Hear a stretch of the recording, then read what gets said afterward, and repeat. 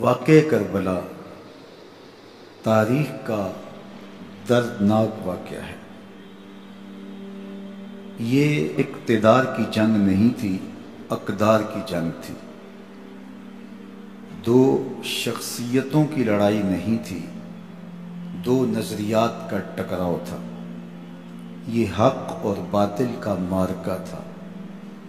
یزید ظلم کا استعارہ ہے، حسین ابن علی امن کی علامت ہے۔ یزید جبر کا پتلا ہے، حسین صبر کا پیکر ہے۔ یزید اپنی بدطینت فطرت اور اپنی طبع ناہموار کے باعث دنیا پر ذلت و رسوائی، ظلم، جبر، جور و زیادتی کی علامت بن کے ابھرا، اور حسین ابن علی رضی اللہ تعالی عنہ حق و صداقت کا نشان بن کے ابھرا۔ کربلا کے تپتے ہوئے ریگزار میں حسینی اور یزیدی دو کردار سامنے آتے ہیں۔ اقبال نے کہا تھا، موسیٰ و فرعون و شبیر و یزید، این دو قوت از حیات آید پدید،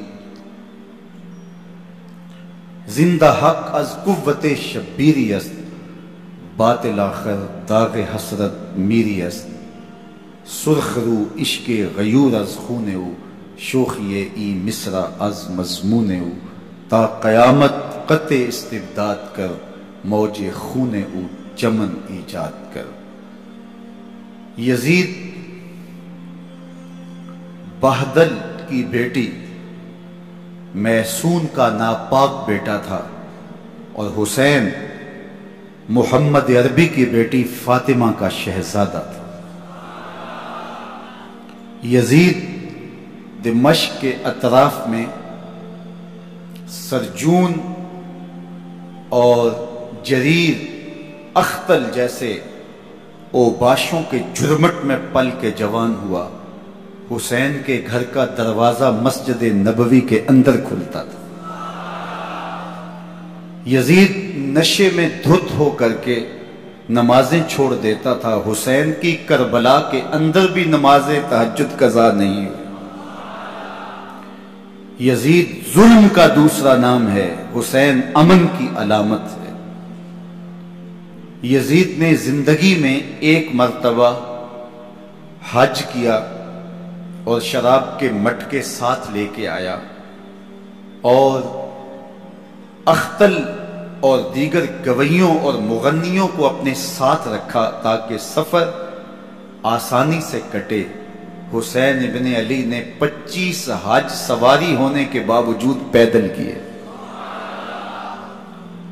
یزید حج بیت اللہ کے بعد مدینہ المنورہ آیا اور شراب کی ایک مجلس بپا کی۔ حضرت امام حسین رضی اللہ تعالی عنہ جب وہاں پہنچے تو شراب کی پھیلی ہوئی بدبو کو محسوس کرتے ہوئے فرمایا، یہ بو کیسی ہے؟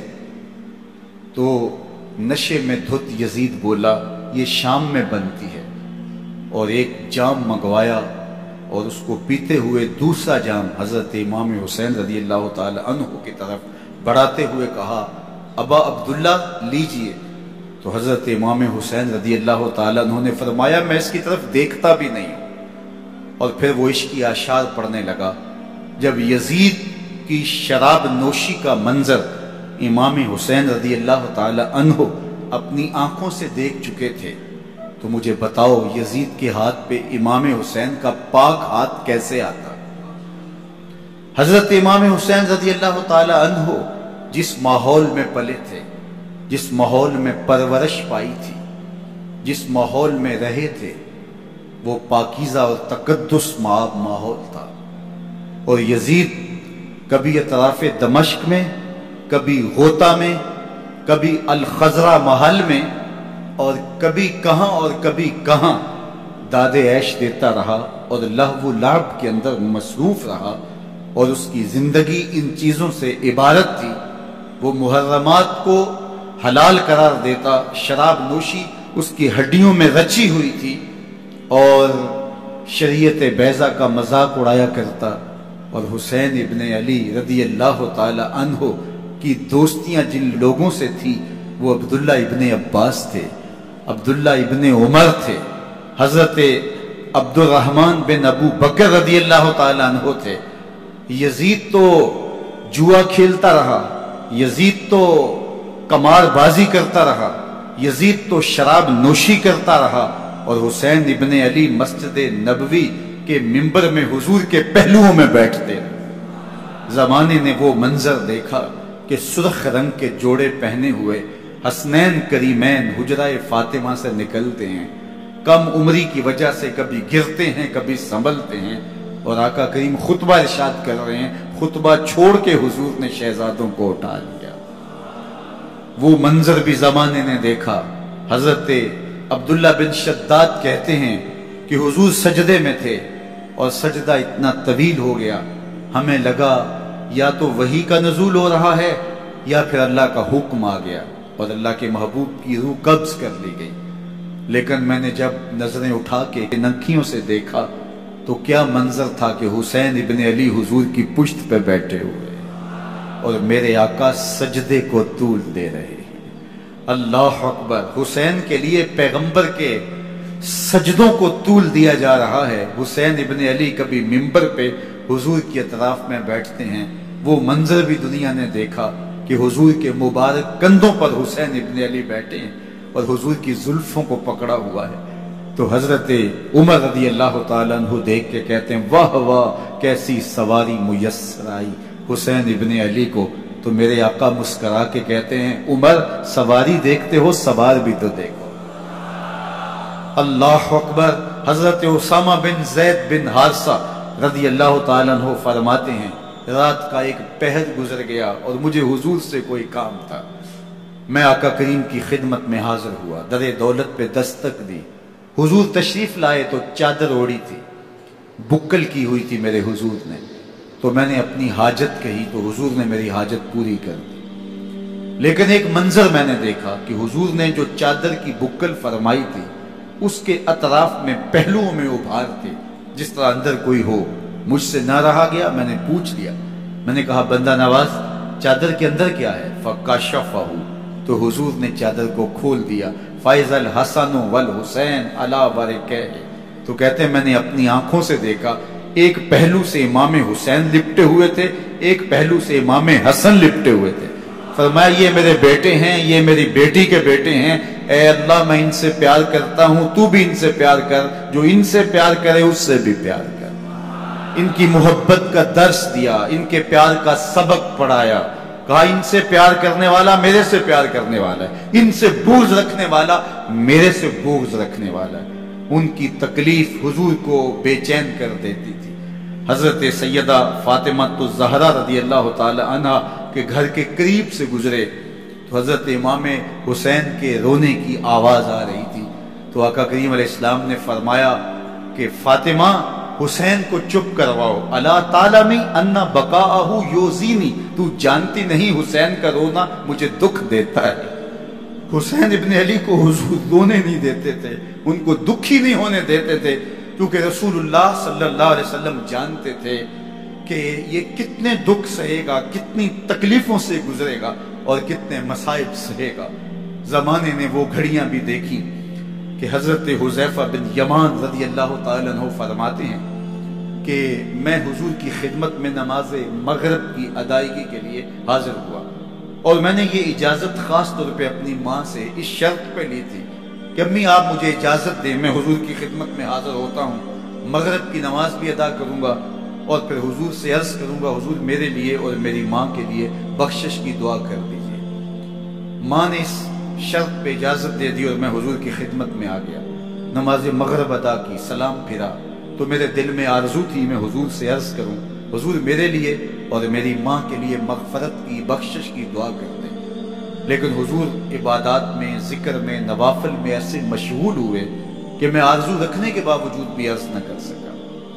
خیر نماز عشاء کا وقت ہوا، اذان پکاری گئی، حضور مصلی پہ آئے، نماز پڑھی، سلام پھرا، تو میرے دل میں پھر خیال آیا کہ ماں سے ایک نماز کی چھٹی لی تھی، نمازیں بھی 2 ہو گئیں، ماں نے جاتے پوچھنا ہے حضور سے میرے لیے اور اپنے لیے مغفرت کی، بخشش کی دعا کروائی تھی، تو کیا جواب دوں گا؟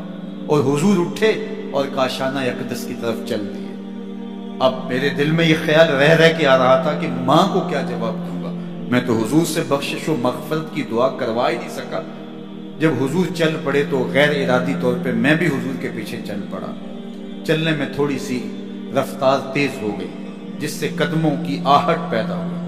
تو جب آواز پیدا ہوئی تو حضور نے رخ پھیرے بغیر فرمایا، من ھذا، میرے پیچھے پیچھے کون آ رہا ہے؟ پھر خود ہی کہا، حذیفہ تو نہیں؟ تو میرا دل دھڑک رہا تھا، قلت نعم، میں نے کہا جی جی حضور، میں حذیفہ ہوں۔ فرمایا، ما حاجتک، غفر اللہ لک ولأمک، کیا کام ہے؟ اللہ تجھے بھی بخش دے، تیری ماں کو بھی بخش دے۔ اب جو کام تھا وہ جنبش لب سے پہلے ہی ہو گیا، یہاں تو لفظوں کا سہارا بھی نہیں لینا پڑتا، وہ بند لبوں کی بولیاں بھی سنتے ہیں۔ اقبال بولا ہے، فروغت صبح آثار و دہور، چشم تو بینندائے ما فی الصدور، تیری نظر تو سینوں کے چھپے راز بھی دیکھتی۔ تو کہا، ما حاجتوں کا غفر اللہ لک ولأمک، اللہ تجھے بخش دے، تیری ماں کی بھی مغفرت کر دے، کیا کام ہے؟ اب جو کام تھا وہ تو ہو گیا۔ تو میرے حضور نے ارشاد فرمایا، حذیفہ سنو، ابھی ایک فرشتہ آیا ہے جو اس سے قبل دھرتی پر پہلے کبھی نہیں آیا، آج پہلی مرتبہ اللہ سے اجازت لے کے 2 کام کرنے آیا ہے۔ ایک تو مجھے سلام کرنے آیا ہے، اور دوسرا خوشخبری دینے آیا ہے کہ آپ کی بیٹی فاطمہ جنتی عورتوں کی سردار ہے، اور حسن اور حسین جنتی جوانوں کے سردار۔ ایک طرف یزید ناپاک محسون کا پلیت بیٹا، اور ایک طرف محمد عربی کا نواسا، فاطمہ کے دودھ کا اثر، علی المرتضیٰ کے خون کی تاثیر، رسول اللہ صلی اللہ علیہ وسلم کے کندھوں پہ بیٹھنے والا۔ ایک دن حضور نے امام حسین رضی اللہ تعالیٰ عنہ کے ہاتھ پکڑ لیے اور ان کے پاؤں اپنے پاؤں پہ رکھے، اور پھر فرمایا، بیٹے آگے بڑھو، اور ان کے پاؤں حضور کی پنڈلیوں پہ آئے۔ پھر کہا، بیٹے اور آگے بڑھو، حتیٰ کہ ان کے پاؤں حضور کی رانوں پہ آئے۔ پھر فرمایا، بیٹا اور آگے بڑھو، تو ان کے پاؤں حضور کے مبارک بطن اقدس پہ آئے۔ پھر بازوں کو کھینچ کے اپنے قریب کیا، اور حسین ابن علی کے منہ میں اپنی زبان رکھ دی، اور وہ اس طرح چوس رہے تھے جس طرح کھجور چوسی جاتی ہے۔ تو اللہ کے محبوب علیہ السلام نے حسین ابن علی کو اپنی زبان کا لعاب دہن دے کر کے، وہ شیر رحمت دے کر کے، وہ کوثر و تسلیم سے پاکیزہ تر آب رحمت عطا کر کے ان کی ہمیشہ کے لیے پیاس بجھا دی، تاکہ کل کربلا کے تپتے ہوئے ریگزار میں حسین ابن علی کو پیاس کی شدت تنگ نہ کرے اور پائے استقلال میں لغزش نہ آنے پائے۔ ان نازوں سے پالے ہوئے حسین کو، ان محبتوں سے پالے ہوئے حسین ابن علی کو امتحان بھی اتنے بڑے درپیش تھے۔ یاری تیری سونا پر ازمیشہ تیریاں اگ، سونا پرکھیا جامتا ہے نال اگاں دے لگ۔ جتنا بڑا شخص ہوتا ہے اتنی آزمائشیں بھی بڑی ہوتی ہیں۔ پیغمبر رحمت کی آغوش میں کھیلنے والا، حجرہ فاطمہ کا جانشین، مصلی رسول کا وارث، منبر رسول صلی اللہ علیہ وآلہ وسلم پر حضور کے مبارک پہلو اور گود میں بیٹھنے والا حسین، حضور کی زبان چوسنے والا حسین، حضور کے کندھوں پہ سواری کرنے والا حسین، آقا کریم علیہ الصلوۃ والسلام کے مبارک سجدے کی حالت کے اندر حضور کی پشت پہ کھیلنے والا حسین، جس حسین کا دروازہ مسجد نبوی کے اندر کھلتا تھا اور یزید کی کرتوتوں کے چشم دید گواہ تھے۔ یزید جب تخت نشین ہوتا ہے تو اسے یہ فکر ہوتی ہے کہ امام حسین عبداللہ بن زبیر، عبداللہ بن عمر، عبداللہ ابن عباس یہ میری بیعت کرے۔ اور وہ ولید بن عقبہ کو لکھتا ہے کہ ہر صورت میں ان کی بیعت لو، اور اگر بیعت نہ دیں تو سختی کرو۔ حضرت امام حسین رضی اللہ تعالی عنہ کو بلاوا آتا ہے کہ آپ کو دارالامارت میں گورنر ہاؤس میں بلایا جا رہا ہے، ولید بن عقبہ کا پیغام آپ کو پہنچتا ہے۔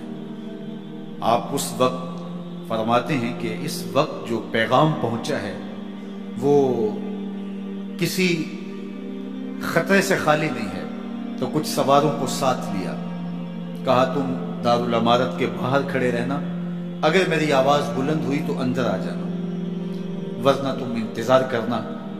آپ اندر گئے۔ ولید بن عقبہ نے مروان کو بھی بلایا تھا۔ مروان بن حکم یہ گورنر مدینہ ولید سے پہلے رہ چکا ہے، تو اس نے مشورہ دیا کہ سختی کی جائے۔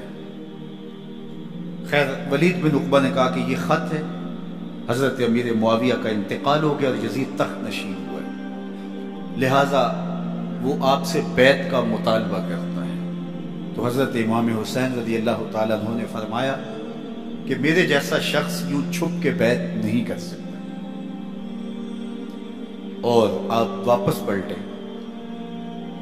مروان بن حکم نے ولید بن عقبہ کو کہا کہ یہ موقع ہے، جانے نہ دیا جائے، اگر یہ نکل گئے تو دوبارہ تم قابو نہیں پا سکو گے اور انہیں یہیں قتل کر دیا جائے۔ حضرت امام حسین رضی اللہ تعالیٰ عنہ نے یہ بات سن لی۔ کہتے ہیں حضرت امام حسین انہی قدموں کے بل واپس پلٹے اور مروان بن حکم سے مخاطب ہو کے کہا، مروان کیا بول رہا ہے؟ وہ خاموش ہو گیا۔ فرمایا تو جانتا نہیں ہم کون ہیں؟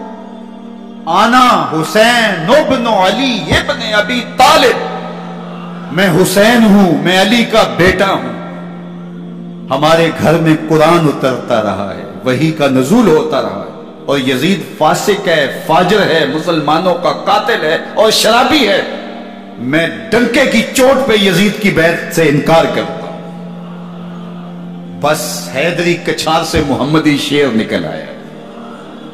اب اوسان خطا ہو گئے، راستہ چھوڑ دیا، واپس آئے، سیدہ زینب سے ملے، کہا مدینے کو چھوڑنا پڑے گا۔ کہا بھیا کیا ہوا؟ کہا یزید بیعت لینے پہ مصر ہے اور میں کسی صورت بھی بیعت نہیں کروں گا۔ رسول اللہ کا مدینہ ہمارے خون سے لالازار بنے گا، میں نہیں چاہتا کہ حضور کے شہر نور کی حرمت پامال ہو۔ دوستو وہ کیسا منظر ہوگا جب حسین ابن علی نے آخری حاضری حضور کے روضے پہ دی ہو۔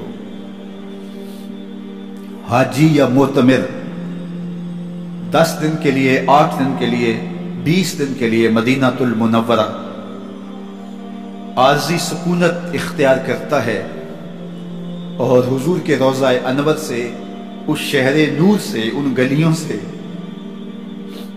ان بام و در سے ایسا مانوس ہو جاتا ہے کہ جب واپس پلٹ رہا ہوتا ہے ان دعاؤں کے ساتھ کہ دوبارہ آنا بھی نصیب ہو، اور اسے لگتا ہے کہ میں دوبارہ بھی بلایا جاؤں گا، لیکن اس کے باوجود شہر حبیب چھوڑنا قیامت سے کم نہیں ہوتا۔ اعظم چشتی مرحوم آخری بار جب حضور کے روضہ انور پہ گئے تو بیمار تھے، ویل چیئر پہ تھے۔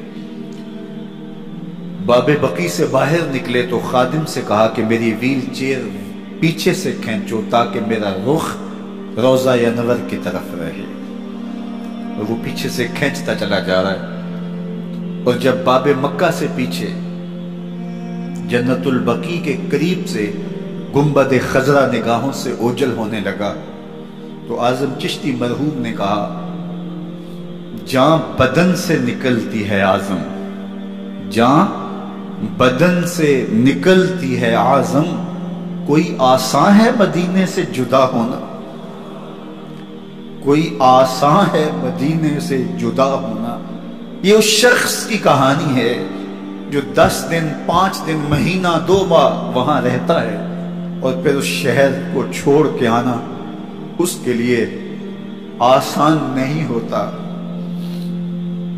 اور مجھے بتاؤ کہ حسین جو پیدا مدینے میں ہوا، جس کے گھر کا دروازہ مسجد نبوی کے اندر کھلتا تھا، جو مسجد نبوی کے اندر پرورش پا کے جوان ہوتا ہے اور مدینے کی گلیوں میں کھیلتا رہا، اس حسین ابن علی کے لیے مدینہ چھوڑنا، اور پھر وہ اس بات کا علم اور شعور رکھتے تھے کہ یہ آخری بار حضور کے در پہ حاضری ہے، دوبارہ اس شہر نور میں نہیں آ سکوں گا، تو کیا قیامت ہوگی اور کیا منظر ہوگا۔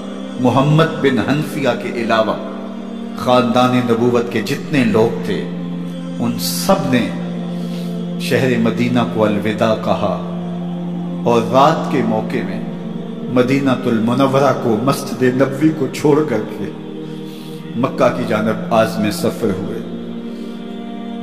3 شعبان المعظم کو مکہ المکرمہ پہنچتے ہیں، ادھر کوفیوں کے خطوط آنے شروع ہو جاتے ہیں۔ حضرت امام حسین رضی اللہ تعالیٰ عنہ مسلم بن عقیل رضی اللہ تعالیٰ عنہ کو صورتحال معلوم کرنے کے لیے بھیج دیتے ہیں۔ 40,000 کوفی آپ کے ہاتھ پہ بیعت کر دیتے ہیں۔ ادھر 25 پیدل حج کرنے والے حضرت امام حسین 8 ذی الحج کو احرام باندھتے ہیں، لیکن آپ کو پتہ چلتا ہے کہ حاجیوں کے روپ میں قاتل چھپا دیے گئے، تو آپ اس احرام کو حج کی بجائے عمرے میں بدلتے ہیں اور کوفے کی جانب عازم سفر ہوتے ہیں۔ کائنات والو، ذرا سینے پہ ہاتھ رکھ کے دیکھو کہ یہ کتنا مشکل مرحلہ تھا۔ اس دین کی آبرو کو بچانے کے لیے حضرت امام حسین رضی اللہ تعالیٰ عنہ نے کتنا بڑا قدم اٹھایا۔ آپ کے بہی خواہ، دوست، احباب عبداللہ بن عمر یہ سارے روکتے ہیں، عبداللہ بن عباس کہتے ہیں حضرت نہ جائیے، الکوفی لا یوفی، کوفی کبھی وفا نہیں کرتے، آپ کے والد کو وہاں شہید کیا گیا، لیکن آپ ایک فرض کو نبھانے جا رہے ہیں۔ میرے غم گسارو، میرے مہربانوں، نہ روکو مجھ کو جانے دو، مجھے نانے کے دی کی ڈوبتی کشتی بچانے دو، میں جاتا ہوں کہ دنیا پر وفا کا نام رہ جائے، میں رہوں نہ رہوں پر عظمت اسلام رہے۔ میں نہیں جاتا تو نبی کے گھر کی آن جاتی ہے، میں نہیں جاتا تو نبی کے گھر کی آن جاتی ہے، تمہارا دین جاتا ہے، میری غیرت ایمان جاتی ہے۔ حضرت امام حسین یہاں سے چلتے ہیں، ابھی راستے میں ہی پہنچتے ہیں کہ یہ خبر آتی ہے کہ کوفے والوں نے بے وفائی کر دی، حضرت مسلم بن عقیل رضی اللہ تعالیٰ عنہ کو شہید کر دیا گیا، نعمان بن بشیر معزول کر دیے گئے، ابن مرجانہ ابن زیاد وہاں متعین کر دیا گیا جو سخت گیر شخص تھا، اور اس نے لوگوں کو ڈرایا، دھمکایا، اور کوفے کے لوگوں کے دل بدل گئے اور وہ بیعتیں توڑنے لگے۔ وہ منظر مسجد کوفہ کا کتنا دلگداز تھا، جب امام نماز کے لیے کھڑے ہوئے تو 40,000 لوگ آپ کے پیچھے تھا، جب سلام پھیرا اور امام نے دیکھا کہ پیچھے لوگ نہیں ہیں، پھر لوگوں نے اپنے دروازے بھی بند کر دیے۔ رات کی تنہائیاں ہیں اور حضرت مسلم بن عقیل کو کوئی پناہ دینے والا نہیں، لوگوں نے دروازے بند کر لیے کہ کہیں ہمارے گھر میں نہ آ جائیں اور ہم مشقت اور حکومتی تشدد کا شکار نہ ہوں۔ کتنا دردناک لمحہ ہے حضرت مسلم بن عقیل رضی اللہ تعالیٰ عنہ پہ، اور پھر حضرت مسلم بن عقیل بے دردی سے شہید کر دیے جاتے ہیں۔ آپ ابھی راستے میں ہیں، یہ ساری کہانی پہنچتی ہے کہ حضرت مسلم شہید کر دیے گئے اور بے دردی سے شہید کر دیے گئے۔ وہ جنہوں نے خط لکھے تھے کہ ہم آپ کے ساتھ ہیں اور ہم منتظر ہیں، چشم برا ہیں، آپ کے قدموں کی چاپ سننے کے لیے بےتاب ہیں، آج انہوں نے بیعتیں توڑ دی، 40,000 کوفی منحرف ہو گئے۔ مسجد کوفہ کا وہ منظر کس قدر روح کو تڑپا دینے والا تھا۔ ہم پچھلے سال عصر اور مغرب کے درمیان جب کوفہ پہنچے تو سورج ڈوبنے کے قریب تھا۔ میں نے اپنی زندگی میں اتنا اداس موسم کہیں نہیں دیکھا جتنا اداس موسم کوفے میں دیکھا۔ ایسے لگتا تھا جس طرح کوفے کی آب و ہوا آج بھی شرمندہ ہے۔ جو مسلم بن عقیل اور خاندان نبوت کے ساتھ اہل کوفہ نے کیا، حضرت امام حسین رضی اللہ تعالیٰ عنہ کو ان کے بہی خواہوں نے، اعزاء نے، اقربا نے، دوستوں نے، آوان و انصار نے، ساتھیوں نے کہا کہ حضرت حالات یکسر تبدیل ہو گئے، اب ہمیں مراجعت کر جانی چاہیے، واپس پلٹ جانا چاہیے۔ تو حضرت امام حسین کافی سوچ بچار میں رہے، پھر اس کے بعد آپ نے فیصلہ کیا کہ ہم آگے بڑھیں گے۔ دوستوں نے کہا کہ حضرت اگر آپ آگے بڑھیں گے تو ہمیں لگتا ہے کہ وہ آپ کے ساتھ سلوک اچھا نہیں کریں گے اور آپ بچوں کے سامنے پیاس سے شہید کر دیے جائیں گے۔ تو حضرت امام حسین رضی اللہ تعالیٰ عنہ نے وہاں ایک خطبہ ارشاد فرمایا کہ لوگوں تم جو مجھے بتا رہے ہو مجھے اچھی طرح معلوم ہے، جو تم مجھے منظر پیش کر رہے ہو وہ میری نگاہوں میں ہے، اور جو کچھ ہونے والا ہے چشم تصور وہ منظر دیکھ رہے ہیں۔ کیونکہ حضرت امام حسین رضی اللہ تعالیٰ عنہ کی شہادت کی خبر حضرت امام حسین کے پیدا ہوتے ہی خاندان نبوت میں عام تھی۔ حضور علیہ الصلوۃ والسلام کو یہ بات جبریل امین نے آ کے بتائی تھی جب حسین ابن علی کے ساتھ حضور محبت کا اظہار کر رہے تھے، تو یہ جبریل امین نے آ کے کہا تھا حضور آپ کا یہ بیٹا ارض طف میں شہید کر دیا جائے گا، اور کربلا کی مٹی لا کے حضور کو دی اور ام سلمہ کو حضور نے عطا کر دی۔ حضرت ام سلمہ کہتی ہیں کہ ایک دن میں سوئی تو خواب دیکھا کہ حضور کے مبارک بال بکھرے ہوئے ہیں اور سخت پریشان ہیں، تو میں نے کہا کہ حضور آپ کی یہ کیا حالت ہے؟ وَبِيَدِهِ قَارُورَةٌ، اور حضور کے ہاتھ میں ایک شیشی ہے، فِيهَا دَمٌ، جس کے اندر خون ہے۔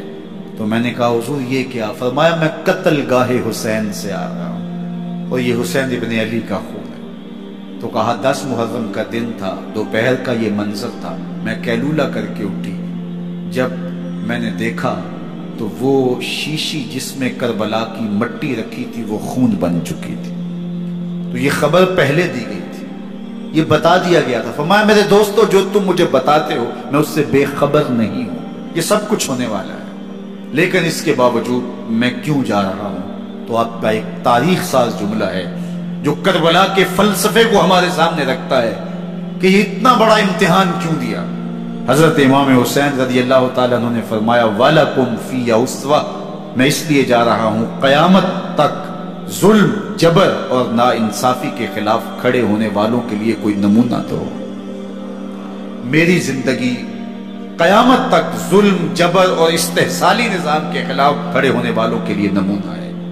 تو حضرت امام حسین رضی اللہ تعالیٰ عنہ نے حق اور باطل کے درمیان ایک سرخ لکیر کھینچ دی اپنے خون سے۔ اب حق اور باطل کا امتیاز کرنا مشکل نہیں ہے، کوئی باطل پہ اڑا رہے تو الگ بات ہے، لیکن امتیاز کرنا مشکل نہیں ہے۔ حدود بالکل واضح کر دی۔ اقبال نے یہاں کتنی خوبصورتی کے ساتھ اس مضمون کو نبھایا۔ سرخ رو عشق غیور از خونے ہو، شوخی ای مصرع از مسمونے ہو، تا قیامت قطع استبداد کر، موج خونے ہو چمن ایجاد کر۔ ایک جہاں آباد کر دیا اور حق اور باطل کی راہیں اجال دی۔ اب لوگوں کو یزید کا چہرہ پہچاننے میں دیر نہیں لگتی، وقت کے ہر یزید کا چہرہ آسانی سے پہچانا جا سکتا ہے۔ یہ معرفت زمانے کو کروائی کس نے؟ حسین ابن علی نے کروائی رضی اللہ تعالی عنہ۔ تو حضرت امام حسین نے فرمایا کہ جو میرے ساتھ ہونے والا ہے میں اچھی طرح جانتا ہوں، لیکن میں اس کے باوجود آگے بڑھوں گا۔ پھر بڑھے اور کربلا میں جا کے خیمہ زن ہو گئے۔ 7 محرم کو پانی بند کر دیا گیا۔ پانی بند ہوا تو کھانا بھی میسر نہیں تھا، لیکن ذکر پانی کا ہوتا ہے اس لیے کہ کھانے کے بغیر انسان کئی دن کاٹ لیتا ہے، لیکن پانی کے بغیر گزر نہیں ہوتی۔ تو فرات کی نہر سامنے اپنی موجوں کے ساتھ چمک رہی ہے، لیکن ایک قطرہ آب بھی آل رسول کو نہیں دیا جا رہا۔ کائنات کے اندر ایسے انوکھے امتحان بھی ہوتے ہیں۔ وارثوں ساقی کوثر کے، مالک ہوں حوض کوثر کے، اور بیٹے ہوں ساقی کوثر کے، اور آج ایک بوند پانی کی بھی میسر نہ ہو۔ صبر کا امتحان ہے، عزیمت کا امتحان ہے۔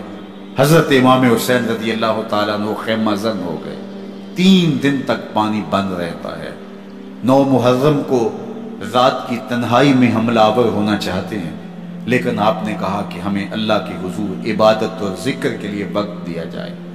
ساری رات ذکر میں گزرتی ہے، عبادات میں گزرتی ہے۔ رات کے اندھیرے میں آپ چراغ بجھا دیتے ہیں۔ آوان و انصار کو کہتے ہیں کہ ان کی دشمنی میرے ساتھ ہے، انہیں میرا خون چاہیے، اگر تم رات کی تاریکی میں نکل جاؤ تو میں تم سے کوئی مواخذہ نہیں کروں گا، اور یہ بھی تمہارا پیچھا نہیں کریں گے، اس لیے کہ ان کا مطلوب تم نہیں ہو، ان کا مطلوب میں ہوں۔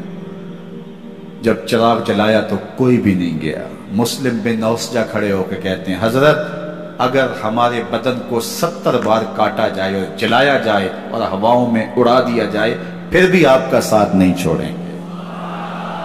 70 سال کے بوڑھے ہیں حبیب بن مظاہر، کہتے ہیں حضرت آپ کو چھوڑ کے جائیں کہاں، آپ کو چھوڑ کے جائیں کہاں، کوئی ساتھ چھوڑنے کے لیے تیار نہیں ہے، پیاس ہے، سخت گرمی ہے، کربلا کا ماحول ہے، 72 افراد اور خاندان کی خواتین میدان کربلا میں خیمہ زن ہیں، دوسری طرف لشکر اعداء اشقیا 22,000 کی تعداد میں مقابلے میں، ایک روایت 30,000 کی ہے۔ ان صرف 72 پیاسے لوگوں کے لیے اتنے لوگوں کو جمع کرنے کا مقصد خوف زدہ کرنا تھا۔ شرط ہے کہ یزید کی بیعت کر لیں، محاصرے توڑ دیں گے، پانی دستیاب ہوگا، اعزاز و اکرام سے نوازا جائے گا، خزانوں کے منہ کھول دیے جائیں گے۔ لیکن حسین ابن علی کہتے تھے سب کچھ لٹ جائے گا، باطل کے ہاتھ پہ ہاتھ نہیں رکھنا۔ اللہ اکبر۔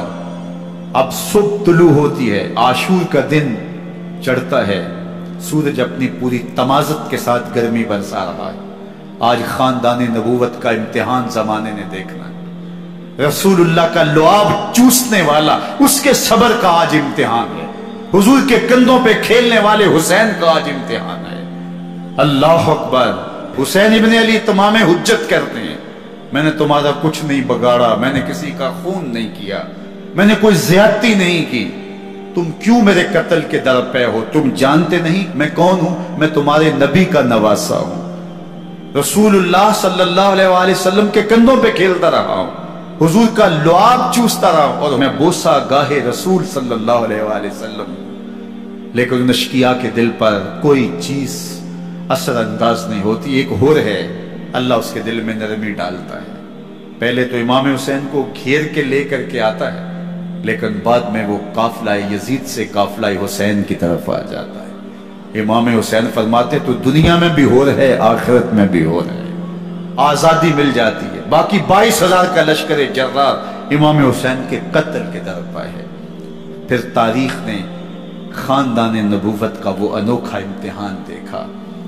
حضرت امام حسین کے بچے بالخصوص خواتین پیاس کی شدت میں حلق خشک ہے۔ حضرت سکینہ تڑپ کے اپنے باپ سے کہتی ہیں کہ مجھے 6 ماہ کے لیے اصغر کی پیاس نہیں دیکھی جا رہی۔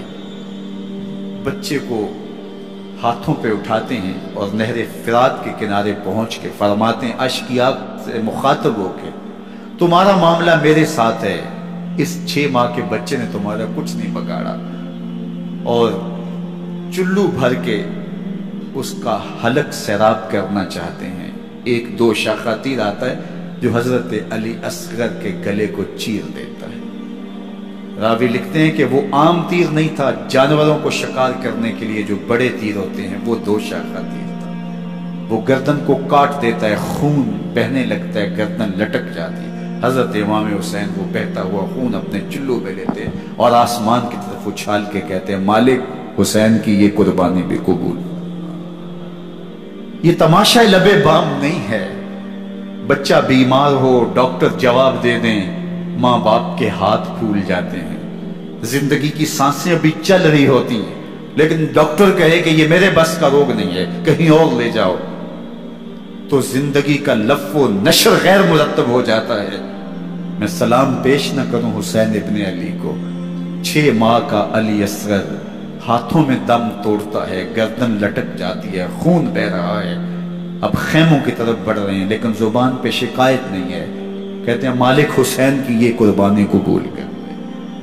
اب خیموں کی طرف آنا، شہربانوں ام رباب سیدہ زینب حضرت سکینہ سلام اللہ علیہا کا سامنا کوئی آسان کام نہیں تھا، لیکن حسین ابن علی آتے ہیں، شہزادے کو یہاں خیموں کے قریب رکھ کے کہتے ہیں کہ یہ حوض کوثر سے سیراب ہو گیا ہے۔ اللہ اکبر! کوہرام مچ جاتا ہے خیموں کے اندر، کیا منظر ہوگا، اور ان کو کن الفاظ کے پیرائے میں ڈھال کر کے ان کیفیات کو بیان کیا جا سکتا ہے جو اہل بیت کے خیموں کے اندر علی اصغر کی شہادت کے بعد کا منظر رقم ہو رہا ہوگا۔ اللہ اکبر! ادھر اشکیا آوازیں دے رہے ہیں، مبارزت کے لیے پکار رہے ہیں۔ زمانے نے پھر وہ منظر بھی دیکھا کہ جوان بیٹے کو 18 سال کی کمائی حضرت امام حسین میدان عمل میں بھیج رہے ہیں۔ وہ علی اکبر جو حسین کا نور نظر ہے، آنکھوں کا قرار ہے، دل کی تسکین ہے۔ اور پھر حضرت علی اکبر جب گھوڑے کی زین سے فرش زمین پہ گرتے ہیں تو باپ کو آواز دیتے ہیں، اور حضرت امام حسین جو ہے وہ آگے جا کے بیٹے کی لاش اٹھاتے ہیں۔ اللہ اکبر! 18 سال کے بیٹے کی لاش کو کندھوں پہ اٹھا کے خیموں تک لاتے ہیں اور ہاتھ پھیلا کے کہتے ہیں مالک حسین کی یہ قربانی بھی قبول۔ کبھی قاسم بن حسن کی لاش اٹھا کے لاتے ہیں، کبھی اون و محمد کی لاشیں اٹھا کے لاتے ہیں، بتیجوں کی، بھانجوں کی، بھائی عباس کے کٹے ہوئے بازو اور زخموں سے چھدا ہوا لاشا۔ کیا کیا قیامتیں تھیں جو اس کربلا کے ایک میدان کے اندر نہیں توڑی گئیں۔ حضرت امام حسین پر دکھ پہ دکھ، تکلیفوں پہ تکلیفیں، اب 71 لاشیں اٹھا کے خیموں تک پہنچا چکے، اور ادھر مبارزت کی دعوت دی جا رہی، آؤ میدان عمل میں آؤ، اب دیر کیوں کر رہے ہو۔ رسول اللہ کا حرم، رسول اللہ کی شہزادیاں جو نازوں میں پلی تھی، وہ کلیاں جو شبنم کا بوجھ بھی گوارا نہیں کر سکتی تھی، آج مصیبتوں کے پہاڑ ٹوٹ گئے۔ حضرت امام حسین کبھی شہربانوں کو، کبھی ام رباب کو دلاسا دیتے ہیں، کبھی حضرت زینب کو کہتے ہیں۔ حضرت زینب کربلا کے اس میدان کے اندر بڑے حوصلے کے ساتھ اپنے بھائی کے ساتھ کھڑی رہی، اپنے 2 بیٹے راہ خدا میں پیش کیے، ان کی لاشیں وصول کی، لیکن زینب جس جرأت کے ساتھ، جس پامردی کے ساتھ اس سارے منظر کو حوصلے کے ساتھ سہتی رہی، وہ یقیناً حوصلہ سیدہ زینب سلام اللہ علیہا کا ہی ہے۔ لیکن یہ وہ منظر تھا کہ زینب کا دل بھی ڈول گیا جب حسین ابن علی گھوڑے پہ بیٹھنے لگے، ان کو گھوڑے میں بٹھانے والا کوئی نہیں تھا، اور جو بھی سوار جاتا پھر واپس اس کی لاش ہی آتی اور حسین ابن علی لے کے آتے۔ آج حسین ابن علی جا رہے ہیں، زندگی کا سارا سرمایہ لٹ رہا ہے، حضرت زینب سلام اللہ علیہا سنبھل نہیں رہی۔ حضرت امام رضی اللہ تعالیٰ عنہ اٹھے اور آپ نے حضرت زینب کو صبر کی تلقین کی اور کہا کہ صبر ہی بہترین ذریعہ ہے اور اللہ کی قربت کا ایک بہترین سبب ہے، اور ان کو صبر کی تلقین کرتے ہوئے فرمایا کہ میرے بعد تم نے اس ذمہ داری کو سنبھالنا ہے، اور ان مخدرات اسلام کی، ان شہزادیوں کے پردے کی تم نے حفاظت کرنی ہے۔ اور پھر گھوڑے کی زین کس کے امام حسین لشکر اشکیا کی طرف بڑھتے ہیں۔ اب خیموں سے سسکیوں کی آواز آ رہی ہے، ان کا سردار، ان کا تاجدار آج سب کو چھوڑ کے کربلا کے میدان کی طرف بڑھ رہا ہے۔ جرم کیا کیا، قصور کیا کیا، اس نے کیا زیادتی کی کہ آج نیزوں اور انیوں کے مقابلے میں 22,000 کا لشکر حضرت امام حسین پہ ٹوٹ پڑتا ہے۔ آپ پھر تمام حجت کرتے ہیں میں نے کسی کو قتل نہیں کیا، خون ناحق نہیں بہایا، میرے خون کے درپے کیوں ہو، اپنی آخرت کیوں برباد کرتے ہو، تم جانتے نہیں میں کون ہوں، میں تمہارے نبی کا نواسا ہوں۔ لیکن ابن زیاد کہتا ہے مقابلے میں آؤ۔ پھر حضرت امام حسین رضی اللہ تعالیٰ عنہ مقابلے میں آتے ہیں، اور جب گھوڑے کو ایڑ لگا کے دشمن اشقیاء پہ ٹوٹتے ہیں تو پھر ایسا منظر ہوتا ہے کہ وہ بھیڑ بکریوں کی طرح آگے بھاگتے ہیں۔ 71 زخم کلیجے پہ لیے شجاعت کا یہ پیکر جب میدان میں آتا ہے، آواز آتی ہے یہ کون ذی وقار ہے، بلا کا شاہ سوار ہے، لباس ہے پھٹا ہوا غبار سے اٹا ہوا، تمام جسم نازنی چتا ہوا کٹا ہوا، یہ نبی کا نور عین ہے، یہ بال یقین یہ حسین ابن علی ہے رضی اللہ تعالیٰ عنہ۔ پھر چاند بادلوں میں گھر جاتا ہے، شامی غنڈے تیر برساتے ہیں، تلواروں سے آپ کے بدن پر ضربیں لگاتے ہیں اور نیزوں سے آپ کے بدن کو پرو دیتے ہیں۔ جب آپ کا پیراہن بعد میں اتارا گیا تو آپ کے پیراہن میں 122 سوراخ تیروں کے تھے، 33 زخم تلواروں کے اور 34 گھاؤ نیزوں کے تھے۔ جب گھوڑے کی زین سے فرش زمین پر آئے، بدن چھلنی تھا، زخم زخم سے خون بہ رہا تھا، 3 دن کا پیاسا حسین، اللہ اکبر، بدن زخموں سے چور، 71 لاشیں کلیجے پہ لیے، مخدرات اسلام کے پردے کا خیال دل میں الگ ہے، لیکن گھوڑے کی زین سے جب فرش زمین پہ امام حسین آتے ہیں، زبان پہ ہائے نہیں، نالا و شیمن نہیں، چیخ و پکار نہیں، آتے ہی پیشانی سجدے میں رکھتے ہیں اور پکارتے ہیں اللہم ردن بے قضائکا و صبرن علی بلائکا تسلیمن لامرکا سبحان ربی العالی۔ مالک گھر لٹا کے، بچے لٹا کے، خاندان سب کچھ قربان کر کے، اپنے بدن کو زخموں سے چھلنی کروا کے، تیروں اور نیزوں کی انیوں سے اپنے آپ کو زخمی کروا کے، تیرے حضور سر جھکا کے یہ اقرار کرتا ہوں کہ حسین تیری تقدیر پہ راضی ہے، مالک تو بھی بتا، تو بھی حسین پہ راضی ہوا ہے کہ نہیں ہوا۔ آواز آ رہی ہے، اس پیاسے پر علی شیر خدا کو ناز ہے، اس نواسے پر محمد مصطفیٰ کو ناز ہے۔ اوروں نے بھی سجدے کیے پر اس کا عجب انداز ہے، اس نے وہ سجدہ کیا جس پر خدا کو ناز۔ حسین ابن علی رضی اللہ تعالیٰ عنہ کا سر انور دستے قاتل نے تب کاٹا جب وہ سجدے میں جھکا ہوا تھا۔ یزید نے کہا میں بیعت لوں گا، امام حسین نے کہا کبھی بھی نہیں دوں گا، یہ سر کٹ سکتا ہے جھک نہیں سکتا۔ سر کاٹ کے نیزے کی نوک پہ چڑھا دیا گیا اور یہ اس بات کا اعلان تھا کہ ہم جیت گئے اور حسینی ہار گئے، اور لشکر یزید میں غوغا مچ گیا، نقارے بجنے لگے کہ ہم جیت گئے، دیکھو امام حسین شہید کر دیے گئے، اور سر کاٹ کے نیزے کی نوک پہ چڑھایا گیا۔ لیکن لشکر یزید سے یہ آواز ہے، یہ کیسا سر ہے جو کٹ کے بھی سر بلندی ہے، کٹ گیا ہے پھر بھی اونچا ہے، اللہ اکبر۔ یہ سر سجدے میں کٹا ہے، رب کے حضور عبادت کی حالت میں کٹا ہے۔ حسین آج بھی سجدے میں ہے، اللہ اکبر، حسین آج بھی سجدے میں ہے، بلکہ کٹے ہوئے سر کا رخ زمین کی جانب تھا اور کٹی گردن آسمان کی طرف، یوں نیزے پہ پرویا گیا، اللہ اکبر۔ ایک شاعر نے نقشہ کھینچا، باں کے سر نیزے پہ اور سوئے زمین ہے روح، یعنی سجدہ ثانی کی ہے آرزو۔ رکعت کے 2 سجدے ہوتے ہیں، ابھی ایک سجدہ ہوا تھا کہ دستے قاتل نے سر کاٹ دیا، کہا حسین کی پیشانی میں دوسرے سجدے کی تمنا مسجد رہی۔ یہ تھا حسین ابن علی کا سجدہ، ساری زندگی رب کے حضور سجدہ قضا نہیں ہونے دیا۔ آج پانی نہیں ہے، اللہ اکبر، آج تیمم کر لیتے ہیں، آج اپنے خون کو اوڑ کر کے حسین نے اپنی پیشانی اپنے مالک کے حضور جھکا کر کے عظیمت کی وہ انوکھی داستان رقم کر دی کہ صدیاں گزرنے کے باوجود بھی ان کی یادوں کے چراغ روشن ہیں۔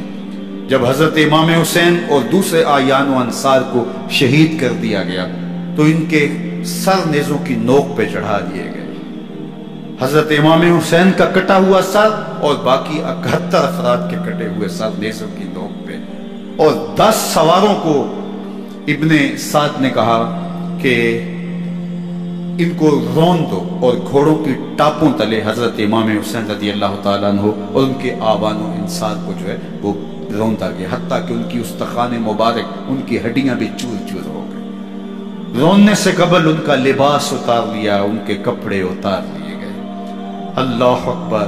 کیسی دردناک گھڑیاں تھیں۔ یزید کا صرف یہی بد کرداری کا مرحلہ نہیں تھا، اس کربلا کے صحرا کے اندر یزید نے جس طرح امام حسین رضی اللہ تعالیٰ عنہ کو شہید کیا اور حضرت امام حسین کے خاندان کو شہید کیا، جب مدینہ المنورہ پر یزید نے مسلم بن عقبہ کو مقرر کیا، جس کو بزرگوں نے مصرف بن عقبہ کہا ہے، تو اس کو کہا 3 دن تک مدینے کا حرم تمہارے لیے حلال ہوگا، جو چاہو تم کرنا، اور شامی فوجوں کو اجازت ہوگی۔ تو وہاں بھی انہوں نے 10,000 تابعین اور 700 صحابہ کو شہید کیا۔ حضرت ابو سعید خدری رضی اللہ تعالیٰ عنہ گھر سے باہر نکلے، کافی بوڑھے ہو چکے تھے، تو انہوں نے حضرت ابو سعید خدری کو پکڑ لیا، کہا تم کون ہو؟ کہا مجھے ابو سعید خدری کہتے ہیں۔ تو کہا ہاں تمہارا نام سنا ہے، اور داڑھی سے پکڑ کے کھینچا اور کہا کہ ہے تمہارے پاس جو ہمیں دو؟ تو کہا کہ میرے پاس تو کچھ بھی نہیں، میں تو فقیر آدمی ہوں۔ تو ان کے گھر ان کو لے گئے، تو 2 کبوتر رکھے تھے حضرت ابو سعید خدری نے، تو وہ کبوتر لوٹ کے لے گئے۔ اللہ اکبر۔ حضرت ابن سنان رضی اللہ تعالیٰ عنہ کو، جو حضور کے علم بردار تھے فتح مکہ کے دن، ان کو ستو پہلے پہ لائے اور پھر ان کی گردن کاٹی گئی، اور کہا یہ ہے وہ ستو جو تم زندگی میں آخری بار پیو گے۔ ایک گھر میں داخل ہوئی شامی فوج، تو ایک خاتون کے ابھی بچہ پیدا ہوا تھا، اور قابلہ نے، دائیہ نے وہ بچہ ماں کی چھاتی پہ لٹایا، اور وہ ماں کا پہلا دودھ پی رہا تھا۔ تو یہ جا کے کہنے لگے نکالو تمہارے پاس جو کچھ ہے۔ تو اس خاتون نے کہا تم جانتے ہو یہ بچہ کون ہے؟ تو انہوں نے کہا ہم نہیں جانتے۔ کہا یہ حضرت ابن ابی کبشہ انماری رضی اللہ تعالیٰ عنہ کا بچہ ہے، اور یہ وہ صحابی ہیں کہ جو بیت الشجرہ کے موقع پہ حضور کے ہاتھ پہ بیعت کرتے ہیں۔ انہوں نے اس چیز کا لحاظ نہ کیا کہ جو کچھ ہے وہ ہمیں دو، ورنہ تیرے بچے کو نہیں چھوڑیں گے۔ تو ماں بچے سے مخاطب ہو کے کہتی ہے، ابھی بچہ پیدا ہوا ہے اور ماں سے پہلا دودھ پی رہے، کہ بیٹے اگر میرے پاس کچھ ہوتا، وہ قیمتی سے قیمتی چیز بھی ہوتی، تیری جان کے لیے قربان کرتی، لیکن اس وقت میرے پاس کچھ ہے نہیں۔ تو ایک شکی آگے بڑھا اور بچے کو ایک ٹانگ سے پکڑ کے کھینچ کے دیوار کے ساتھ پٹخ کے مارا، جس سے دماغ کا بھیجا نکل گیا۔ کیا کیا زیادتیاں نہیں کی۔ 700 صحابہ حرہ کے واقعہ میں شہید کیے یزید نے، اور 10,000 تابعین شہید کیے۔ مسجد نبوی میں ممبر رسول کے ساتھ گھوڑے باندھے، اور وہ ممبر رسول اور مصلی رسول کے قریب لید کرتے رہے۔ حضرت سید عبد المسیب فرماتے ہیں میں نابینا تھا اور حضور کے روضہ انور کے پاس بیٹھا تھا، اور یزید کے سپاہی آتے، جو بھی مسجد میں نظر آتا پکڑ کے لے جاتے، مجھے نابینا سمجھ کے چھوڑ دیتے، لیکن میں پریشان تھا کہ ظہر کا وقت ہوگا، عصر کا وقت ہوگا، مغرب عشاء کا وقت ہوگا، نہ اذان نہ اقامت نہ جماعت، تو کیسے مجھے پتہ چلے گا کہ نماز کا وقت ہو گیا، اور کیسی میری نمازوں کا کیا بنے گا؟ میں اس فکر میں بیٹھا تھا۔ لم ازل اسمع الاذان والاقامت من قبر رسول اللہ صلی اللہ علیہ وآلہ وسلم۔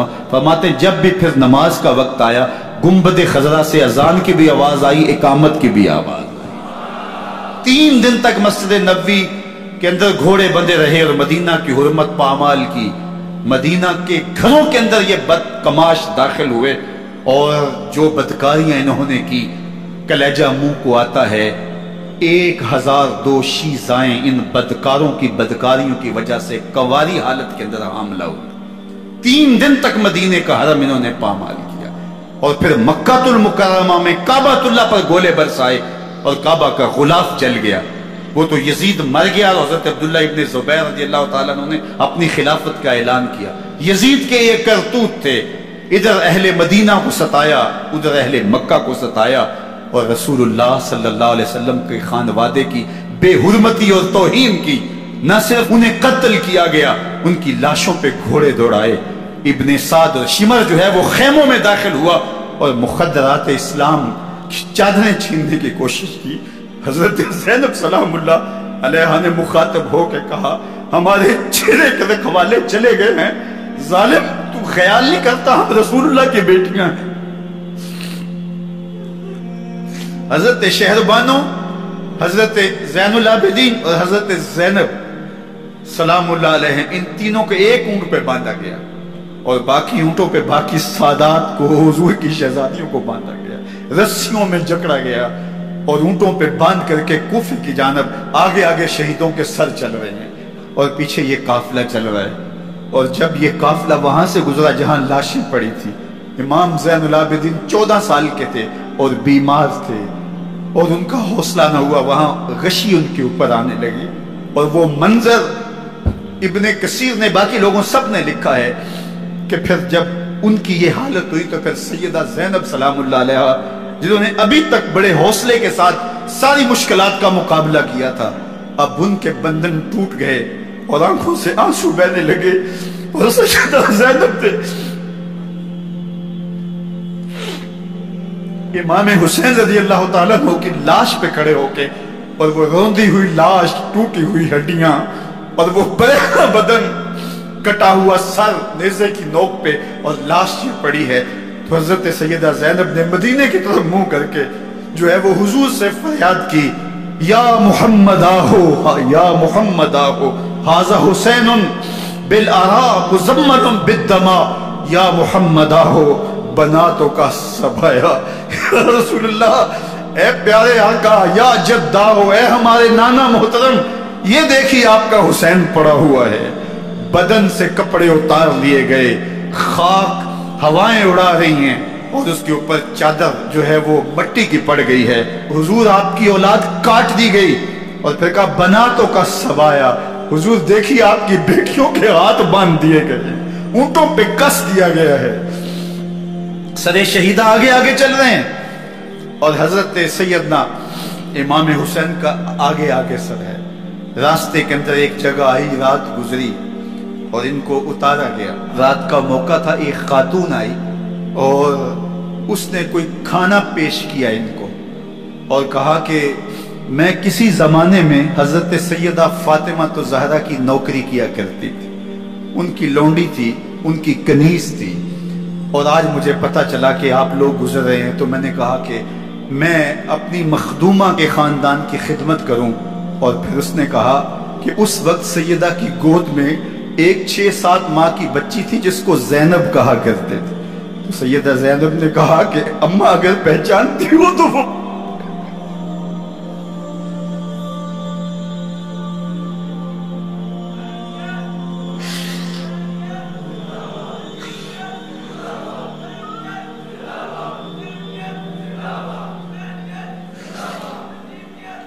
یہ تاراج اور لٹا ہوا کارواں پھر وہاں سے کوفے میں کیسے پہنچا، اور کوفے کے اندر سیدہ زینب سلام اللہ علیہا نے وہ یزید کے دربار میں، ابن زیاد کے دربار میں وہ جرأت آمیز جو باتیں کہیں، اللہ اکبر، زینب کی زبان میں علی کی خطابت بول رہی تھی، اور پھر دشمن اور دوست سارے رونے لگے، اور وہ کیا دل گداز منظر تھے۔ اور پھر یہ سروں کا قافلہ اور سادات کرام کا مشکیں کسی ہوئی ہیں اور اونٹوں پہ باندھے ہوئے، ان کو وہاں سے پھر قادسیہ، اور قادسیہ سے پھر دمشق یزید کے دربار میں پہنچایا گیا، اور وہاں سے یہ لٹے ہوئے خانمہ برباد تاراج لوگ مدینہ المنورہ میں کیسے پہنچے، اور اہل مدینہ نے کیسے استقبال کیا، اور وہ منظر کتنا دلگداز تھا جب اہل مدینہ زینب سے پوچھتے تھے زینب حسین کہاں ہے؟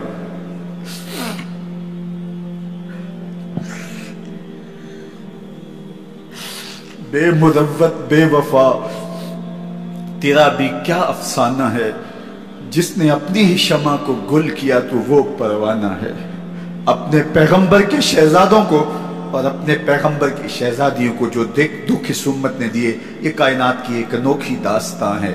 اللہ ہمیں اسوہ شبیری پہ عمل کی توفیق عطا کرے اور ان کے نقوش پاک کی برکتیں دے، اہل بیت کی محبت ہماری روحوں میں جذب کر دے، اور جس عظیمت کے ساتھ، جس حوصلے کے ساتھ انہوں نے دکھوں کو جھیلا، جو دہکتی آگ کے شعلوں پہ سویا وہ حسین، جو جوان بیٹے کی میت پر نہ رویا وہ حسین، جس نے سب کچھ کھو کے کچھ نہ کھویا وہ حسین، مرتبہ اسلام کا جس نے دوبالا کر دیا، خون نے جس کے دو عالم میں اجالا کر دیا، جو کہ سوزے غم کو سانچے میں خوشی کے ڈھال کے مسکرایا موت کی آنکھوں میں آنکھیں ڈال کے۔ اے حسین ابن علی تم پر سلام، نازش آل نبی تم پر سلام۔ ذرا میرے ساتھ یہ پڑھ لیجئے، اے حسین ابن علی تم پر سلام،